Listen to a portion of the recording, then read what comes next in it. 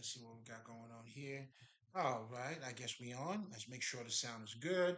Hey, what's going on, party people? Now, if this is your first time here, welcome. It's definitely a pleasure to have you here. I go by the name of L'Esprit. I am a spiritual healer. And technically, as a spiritual healer, what I do pretty much is that I help people to become mentally and emotionally balanced. But ultimately, truly, what it comes down to is to help you to enhance your consciousness. Now, in this channel here, what I do in this specific, because I just so you guys know, I do have another channel. It's called L'Esprit, and I also go by the name of L'Esprit. But what we do here, it's called to give is to receive. So I pretty much, as a spiritual healer, I always try to find ways or things that would allow you to expand your consciousness. And the thing about those quotes, and because what we do here, I pretty much expand on strictly on a lot of quotes or wise saying or things of that sort. Because if you understand the true power of words, you know, then you know how powerful words are. Now, the true power of words doesn't lie into, let's just say, the meaning of a word objectively or literally, but it's mostly lies in how the words is being said. Again, like if you into hip hop or if you listen to poetry, the power of poetry isn't necessarily what is said, but it's how it's being said. And the how it's being said, that's where the power is, because it transcends your reason, your logic. That's why how certain things being said allows you to reflect. So that way, what you're truly seeing is that's the power of the word, because now you're seeing how the word is acting. Oh, I love this shit. The words is really acting. It's live, because now it allows you to bypass your reasoning, your logic, and then now once I got you in there now you're able to expand your consciousness. It kind of like it helps you to get to that aha moment, pretty much. So the true power of words, lies in how how things are being said, not necessarily what is being said. And that's why you will see every eloquent speaker, they have those. They got to have their little rhyme and reason. They have a certain ways they say things because they understand that's how to captivate your mind. So that's the true power of the word. And ultimately, what that does, once it bypasses your logic, your reasoning, it allows you to boost your consciousness, and now it gets you on a different space. Oh, I love that shit. And just so you guys know too, that's the only shortcut you will ever get. And it's the same result that you'll get through meditation as well. Meditation, it's a little bit different. I mean, you're not truly dealing with words, but the results in terms of attaining that aha moment, that consciousness that you didn't have, and then all of a sudden, when you hear how certain things is being said, it allows you to reflect on it. So that's the true power of words. And that's why you'll see too, depending on, what you study or what even if you study, let's just say the Egyptian Book of the Dead, it's all poetry. The I Ching, it's like like those, oh my God. It's like, it's unbelievable. Even hip hop, what makes hip hop, it's not hip hop itself. It's been there. If you read the fucking Hermetica, you'll see Tahuti, was always writing shit in poetry form. Those sacred texts. These guys are true masters. You hear me? Because they understood. In fact, I'll be talking about that on my other channel, which I believe you should check out. It's called L'Esprit. This one here is to give, is to receive. But on that channel, I expand a lot more on spirituality. And just so you guys know, what I'm doing here too is spirituality. And just to give you a quick definition, spirituality is just telling you the story of the spirit. Now, what spirit? Who are those spirits? It's you. Because when you understand your true nature, then you get to understand that we are complex. It's more than flesh and bones. We are that and more. We are thinking beings. We are, we have, energy all around us. So to understand our true nature, there's no way around it. You, like the Kabbalion calls it, you a living mind. That's why for you to change your mind, your life, you got to change your thoughts. And I'm not talking about ideas, but thoughts about your everyday thinking.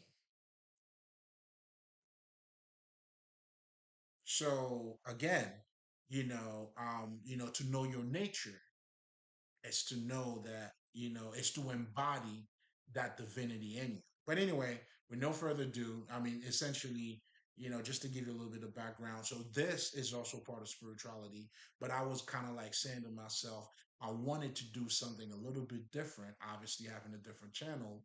But, again, I mean, politics, dick and pussy, the conversation, everything embodies spirituality. It's all spiritual. Now it's a matter of there's different levels or degree of spirituality or consciousness. But ultimately, we are all spirit, depending on how conscious you are, and then your conversation may be a little bit different. Meaning, let's just say, if you understand you have a conscious mind, you have a subconscious mind, then the way you would probably look at yourself now would be a little bit different than just looking at your face, or just to take your face or looking at yourself, like at face value. Then you understand you're a little more complex than what you appear to be. And by the way, speaking of that, that's what the Indian call that. That's why the Indians call this world Maya, which means illusion. But anyway, let's get back to the topic at hand. So, as you see in the title, but most importantly, I just wanted to give you a little bit of background of what I do in this channel in terms of the word, or just talk expanding on those quotes or those wise saying, however you can relate to it, because those are fully loaded statements, because they allow you to reflect on who you are or reflect on yourself. But most importantly, just like I was telling you, the reason being is because it bypass your consciousness or your logic or your reason that could be very limited based on your consciousness. You know what I'm saying? Because your logic will change as you acquire more consciousness. Trust me on that one. But anyway, so just to give you a little bit of background to show you how important those quotes are. And by the way, I believe those are the only shortcut that you will get, because those quotes not only they will allow you to reflect, they get you into a certain space, and then now in that space you're able to expand your consciousness. It's almost like it's giving you that aha moment. And that's the power of the words or power of speech, however whichever one you feel comfortable with. Now, with that being said, another, I guess, disclaimer, well, not necessarily another, but a disclaimer. Now, a lot of those quotes, like for me, knowledge is knowledge, regardless of where it comes from. So, meaning, hey, the truth is going to be the truth, man. If you hear it from a kid, you hear it from an adult, a teenager. Listen, when you hear it, you know what it is, and that's the beauty of wisdom too. And I'm saying all of that to say a lot of those quotes will pretty much emanate from different sources. The last one I had was from Islam, and this is going to be a Buddha quote. Jesus, name it, I got you. Do you see what I'm saying? But the bottom line here is, and certain quotes too. What I'll get, what's understood doesn't have to be explained, right? So if you get it, there's no need for me to expand on it. But the ones that I choose that I will be talking about, those are the ones that I believe that are expendable. Like you could go so many different ways with them. And there's a lot more that is being said than how it's being said. Now, with no further ado, you know what I'm saying? That was such a long fucking introduction. With no further ado, let's get into, as you see in the title, you'll never find happiness if you fail to appreciate what you already have. Now, at first, I guess if you hearing this the first time, it's pretty self-explanatory. This is pretty much telling you, listen, man, your happiness is not gonna come from the outside. It's gonna come with it. I mean, maybe I'm stretching that a little bit. Maybe people wouldn't see it the way I see it, but we're gonna delve into it, so it doesn't matter, right? So, you could say to yourself, or this actually saying, you know, if you don't appreciate what you already have, having more is not going to make a difference. But a lot of us, we actually do the fucking opposite of that. we're thinking having more, that's what's going to make us happy. And what makes this a fully loaded statement is because what this is also saying is that happiness is actually within. Until you embody those divine quality in you, then you'll be chasing your own tail. As 50 Cent, I was listening to this nigga, he was saying some shit about he thought having money was gonna make him happy. It's not the case. Do you see what I'm saying? Jay's is a fucking billionaire now, based on what, the stat, what people are saying. He doesn't even wear his fucking jewelries anymore.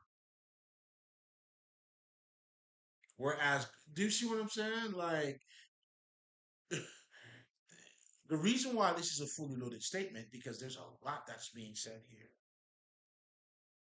is to show you that, and even for you to appreciate what you already have, that comes with a state of mind. That's truly what, well, I shouldn't say being humble, but, like maturity is all about. It's like when you understand your happiness doesn't depend on your accomplishment or your external values. Because if that's the case, well, shit, you will have to get a lot more. Isn't that you know what I'm saying? And then you'll be chasing your own tail. So the true knowledge here, the key or the true jewels in here, it's like, but how do you appreciate what you already have? Especially if it's little. Do you see what I'm saying? But what this is also saying, that's when, like what they don't tell you here is that not only it's within, but you gotta have the state of mind.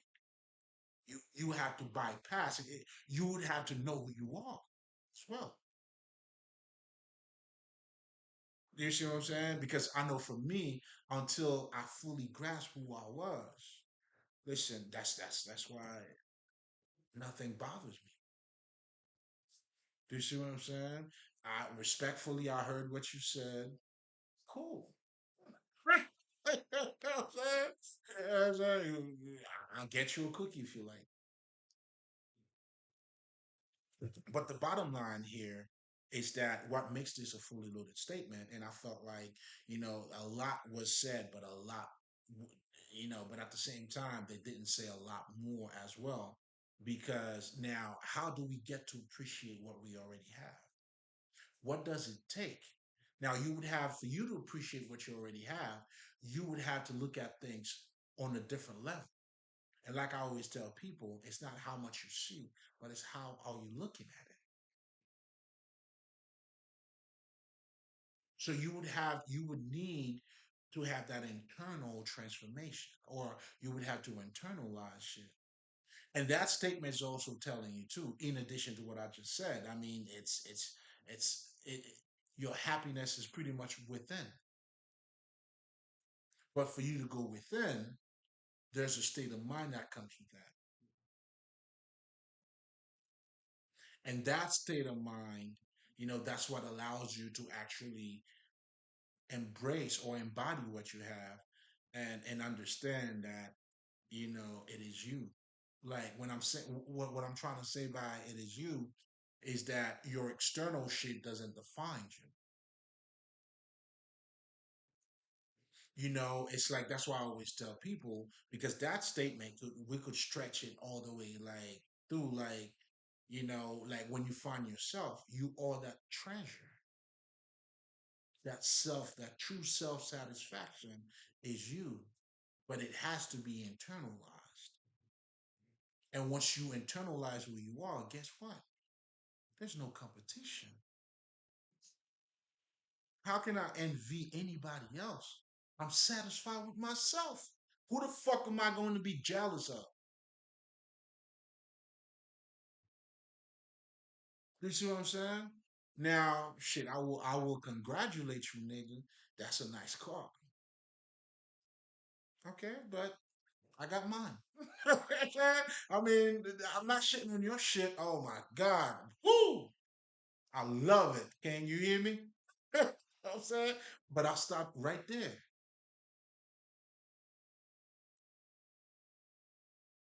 So a lot of that you gotta love yourself. But most importantly, to love yourself is to embrace those divine qualities about you. Until you embrace those divine quality about you, no matter what you have doesn't matter. That's truly what this is saying. Until you know who you are, until you embrace your true self, nothing else matters, because it's going to be a never ending battle, or you'll be chasing your own tail. And that usually entail there's going to be jealousy, envy, competition, and all that other shit that it comes with. Keeping up with the Joneses. Um, so it's truly state of mind. It's truly, like when you eat from the tree of life, like I like to call it, which is the wisdom that pretty much open up your consciousness, that allows you to go within. The game is over. Your attitude becomes different. Even like that's why I tell people, even, that's why they always say, and which is true, like, and I always tell people, like, people who have fully embraced their spirituality, or a true spiritual motherfucker, is truly a good human being.